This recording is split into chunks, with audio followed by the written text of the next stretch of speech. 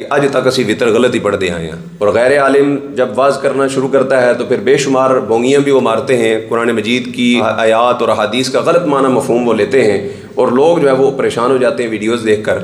अभी रात को ही मुझे सेठी तैयब साहब ने भी वीडियो सेंड की, एक दो और लोगों ने वीडियो सेंड की कि एक नौजवान जो है वो कह रहा है जी अज तक असी वितर गलत ही पढ़ते आए हैं। क्या गलत पढ़ते आए हैं जी? हुज़ूर सल्लल्लाहु अलैहि वसल्लम की हदीस है, हुज़ूर सल्लल्लाहु अलैहि वसल्लम ने इरशाद फरमाया कि वितर की नमाज को मगरिब की नमाज की तरह ना पढ़ो। इतनी हदीस तो ठीक थी जो उसने पेश की कि वितर की नमाज को मगरिब की नमाज की तरह ना पढ़ो, लेकिन आगे उसने जो मनचाही तशरीह की है उस पर मैं कहता हूँ उसके लिए तौबा लाजिम है। आप गैर आलिम हैं तो आपके लिए जायज़ ही नहीं है कि आप हदीस की अपनी तरफ से तशरीह पेश करें।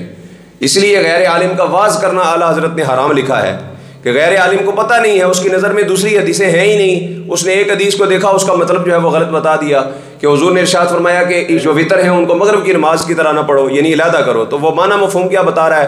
कहता है जी हमें तो आज तक बताया गया कि 2 रकत के बाद अत्तहियात पढ़ो और फिर अत्तहियात पढ़ के फिर खड़े हो और फिर तीसरी रकत पढ़ो, जबकि मगरिब की नमाज भी ऐसे पढ़ी जाती है। लिहाजा मगरिब की नमाज से चूँकि अलग पढ़ने का हुक्म है तो लिहाजा मगरिब की नमाज जिस तरह पढ़ते हैं उस तरह वितर नहीं पढ़ने, 2 रकत पढ़ के अत्तहियात नहीं बैठना, सीधे तीसरी रकत के लिए खड़े हो जाना है।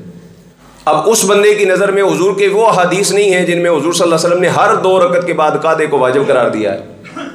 हर 2 रकत के बाद नमाज के अंदर कादा वाजिब है। हुजूर ने फरमाया हर 2 रकत के बाद अत्तहियात बैठनी है।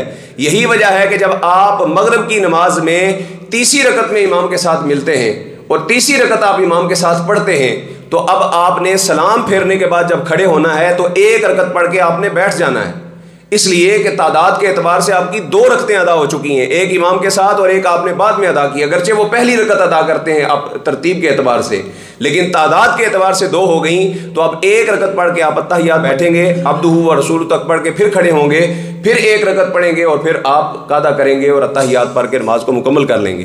तो हर 2 रकत के बाद जो हुजूर के फरामीन है कि अत्तहियात पढ़नी है वो किधर जाएंगे अगर तुम 2 रकत के बाद अत्तहियात नहीं पढ़ोगे? तो कोई एक हदीस निकाल कर बता दो पूरे ज़ख़ीरा हदीस में से कि जिस हदीस में हुजूर सल्लल्लाहु अलैहि वसल्लम ने यह फरमाया हो कि 2 रकत के बाद तुम कादा ना करो। कोई एक हदीस निकाल कर दिखा दो, कोई एक हदीस भी निकाल कर नहीं दिखा सकते। और यही तरीक़ाकार जो अहले हदीस मकतबा फ़िक्र है वो करते हैं कि अपने मतलब की हदीस को ले लेते हैं और दूसरों के मतलब के छोड़ देते हैं। जब रफ़ा यदैन की बात आती है तो कहते हैं जी नमाज का तरीका बुखारी मुस्लिम से साबित करके बताओ। हम कहते हैं तुम साबित करके दिखाओ। हाँ, पूरी नमाज का तरीका बुखारी मुस्लिम से तुम साबित करके बता दो। तुम हर फ़िक़ा का मसला, हर दीन का मसला सिर्फ बुखारी मुस्लिम से निकाल कर दिखा दो, हम तुम्हारी पैरवी करना शुरू कर देंगे। क्योंकि बुखारी मुस्लिम में सारा दीन पोशीदा नहीं है। इमाम बुखारी रहमतुल्लाह तआला अलैह एक रवायत के मुताबिक 7 लाख हदीसों के हाफिज थे। 7 लाख हदीसें याद थीं, लेकिन बुखारी शरीफ के अंदर कितनी हदीसें हैं? तकरीबन टोटल 7000 हदीसें हैं, जिनमें से जो रिपीट हुई हैं उन हदीसों को निकाल दिया जाए तो तकरीबन 3500 हदीसें बाकी बचती हैं। तो बाकी जो हदीसें थीं वो किधर जाएंगी? इमाम बुखारी ने अपने जहन के मुताबिक जिन हदीसों को सही समझा उनको बुखारी में जमा किया है, लेकिन इसके अलावा भी बेशुमार मुहद्दिसीन ने बुखारी और मुस्लिम की शर्त के ऊपर अहादीस को जमा किया है, लिहाजा वो अहादीस भी मानी जाएंगी। अब अपने मतलब की बात आई वितर को वो साबित करने के लिए तो सियासता से बाहर निकल कर दलील देना पे शुरू कर दी। जब हमारी बात आती है तो फिर कहते हैं जी आप बुखारी मुस्लिम से दलील दिखाओ। हम आह भी करते हैं तो हो जाते हैं बदनाम, वो कत्ल भी करते हैं तो चर्चा नहीं होता।